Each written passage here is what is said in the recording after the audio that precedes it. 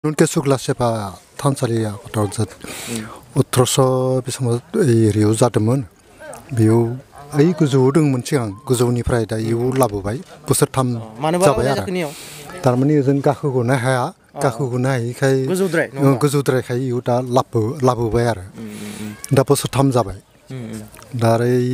खालामनोसालागै दा इथिं बरायलांनो नागिरदों आरो जोङो थानसालिखौ लुगोन नङा थानसालिखौ दा मोजां खालामलांगोन आरो गोबाव जागोन बेखिनियानो फ्राय बेसांसो बोसोर जाखो बेयाव जागायनाया दा इयाव बोसोरथाम जाबाय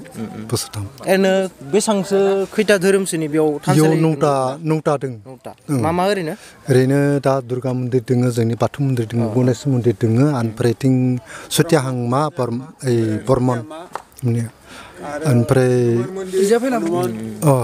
हनुमान दोङो शिव मन्दिर दोङो ओमफ्राय ओरैनो बे आश्रमखौ खुंनायाव जोंनि खाथि खाला नङाबा बिटिसिनि गभर्नमेन्ट दोङो नङा होमबा बेनिफ्राय माबा मोनसे हेफाजाब होरि मोन ना मोना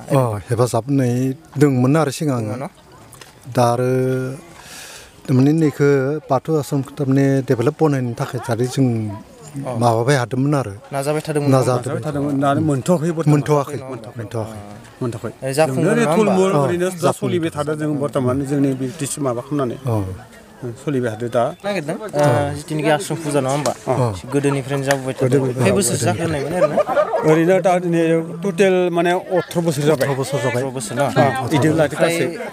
माबाया नौथा मन्दिर दङ नङा होमबा खाथि खालानि गासिबो फैयो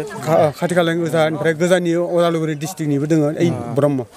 बे दङ आरो ओमफ्राय हाबाफारि लायो नङा होमबा आरजनिया जों फार्स्ट प्रथमाव जों लादो बियो ओमफ्राय जोबथारो थारमाने दिनै लानो गोनां दंमोन आरो दा दिनै आरो दिनैनि थाखाय जोंहा ओइ हाबा दोङो दामनाय देनायफोरा गथे बेस्थ' इयाव दंजोबो दिनै दा जोङो ओरैनो रायसननानै माने न' बरायना लांसिगोन आरो माने सानबेसे जायो जों 7 दिन हाबाफारिखौ जों मा समाव जायो खिथाना होनो हागोन दा मा समाव जायो मा समाव माने दा मागि पुर्निमा माने जायोमोन नालाय मागि पुर्निमा इ समाव जायो आरो तारिखाबो सोलिनो हागौ आरो समावबो मागि पुर्निमाखौ माने समायाव उफैदाबाला माने फेल खालामनानै माने उनाव नेक्स्टखौ लानाय जायो मागो पुर्निमानिफ्राय 7 दिन जायो नङा होमबा 7 दिन साबायखर थाबाय नोंथांमोनसिम